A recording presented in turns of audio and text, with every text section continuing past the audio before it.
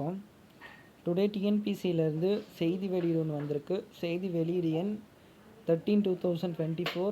இன்றைக்கி டேட்டில் என்ன சொல்லியிருக்காங்கன்னா, தமிழ்நாடு அரசு பணியாளர் தேர்வாணையத்தின் ஒருங்கிணைந்த குடிமைப் பணிகள் தேர்வு 2/2 அறிவிக்கை எண் 4/23/20 தொகுதி 2 குரூப் 2 நேர்முகத் தேர்வு பதவிகளுக்கான முதல் மற்றும் இரண்டாம் கட்ட நேர்முகத் தேர்வும் கலந்தாய்வும் முடிந்த பின் தொகுதி 2A நேர்முகத் தேர்வு அல்லாத பணிகளுக்கான மதிப்பெண் மற்றும் தரவரிசை பட்டியல் மார்ச் 2024 கடைசி வாரத்திற்குள் வெளியிடப்படும்.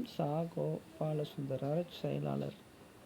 ஓகே, அட்லீஸ்ட் நமக்கு ஏதாவது ஒரு இன்ஃபர்மேஷனாவது கொடுத்துருக்காங்கல்ல.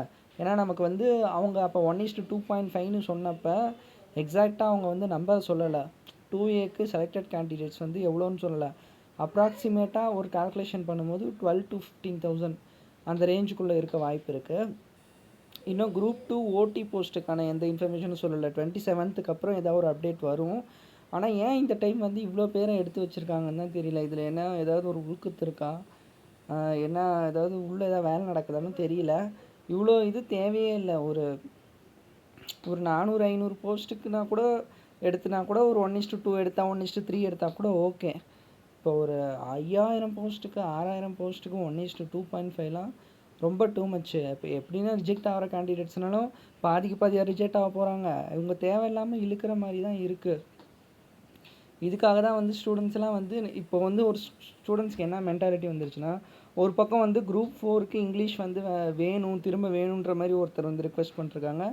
குரூப் 2Aக்கு மெயின்ஸே தேவையில்லை. அதனால் பயங்கரமாக பாதிக்கப்படுறது ஸ்டூடெண்ட்ஸ் தான். ஏன்னா இப்போ நம்ம குரூப் 2 ஒரு எக்ஸாம் ப்ரிலிமினரி மட்டும் வச்சு முடிச்சிட்டோன்னா இந்த பீரியட் கண்டிப்பாக 50% அப்படியே ஷார்ட் டவுன் ஆயிரும். இப்போ 3 years எடுத்துக்கிட்டாங்க பார்த்தீங்களா, அதில் 1.5 வருஷத்துலேயே ஒரு எக்ஸாம் முடிச்சுட்டு போஸ்டிங் கொடுக்கறதுக்கெலாம் 1.5 வருஷமே போதும். அப்ஜெக்டிவ் டைப்பில் எக்ஸாம் வச்சா. இப்போ மெயின்ஸ் வைக்கிறனால தான் இவ்வளோ டிலே ஆகிறதுக்கு காரணமே இந்த மெயின்ஸ் தான். அது குரூப் 2A போஸ்ட்டுக்கெலாம் அசிஸ்டன்ட் போஸ்ட்டுக்கெலாம் மெயின்ஸே தேவையில்லை. இவங்க தேவையில்லாமல் அந்த ஃபண்டை குறைக்கிறதுக்காக நீங்கள் 100 rupeesக்கு ஃபார்ம் கொடுக்குறீங்களே, அதை 200, 300, 500 கூட ஆக்குங்க. அதை பற்றி கவலையே இல்லை. குரூப் 2 கூட ஒரு எக்ஸாம் ஃபீஸ் 500 கூட ஆக்குங்க. அதை அந்த ஃபண்டை அதில் கலெக்ட் ஆகிற அமௌண்ட்டை வச்சு எஃபெக்டிவாக நடத்துங்க. ஃபண்ட் இல்லைன்றது தானே டிஎன்பிஎஸ்சியோட மெயின் கன்சர்னே.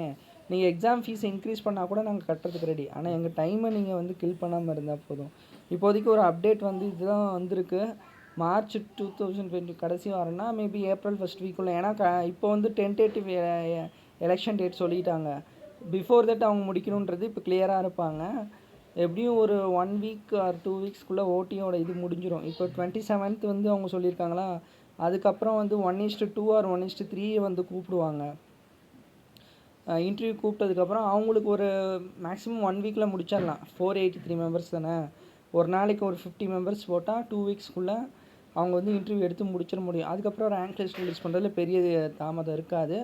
ஸோ கரெக்டாக 1 month ஆகும். ஆனால் மார்ச் 2024 மொதல் வாரத்துக்குள்ளேயே விட்டுருக்கலாம். அதுவுமே இவங்க கடைசி வாரம்னு சொல்கிறதுனால எக்ஸ்ட்ரா ஒரு 1 week கூட போகலாம். ஏப்ரல் ஃபர்ஸ்ட் வீக்குள்ளே நமக்கு என்னன்னு தெரிஞ்சு. ஏன்னா ஏப்ரல் செகண்ட் வீக்கில் எலெக்ஷன் வருதில்ல. ஸோ ஏப்ரல் ஃபர்ஸ்ட் வீக்குள்ளே இவங்க முடிச்சிருவாங்கன்னு தான் தெரியுது. பார்க்கலாம் என்ன நடக்குதுன்னு. வேறு ஏதாவது ஓடி சம்மந்தமாக அப்டேட் வந்தாலும் நம்ம சேனலில் அப்லோட் பண்ணுறோம். தொடர்ந்து நம்ம சேனலை ஃபாலோ பண்ணுங்கள். டிஎன்பிஎஸ்சி தொடர்பாக எல்லா அப்டேட்டும் நம்ம சேனலில் கொடுத்துட்ருக்குறோம். நன்றி.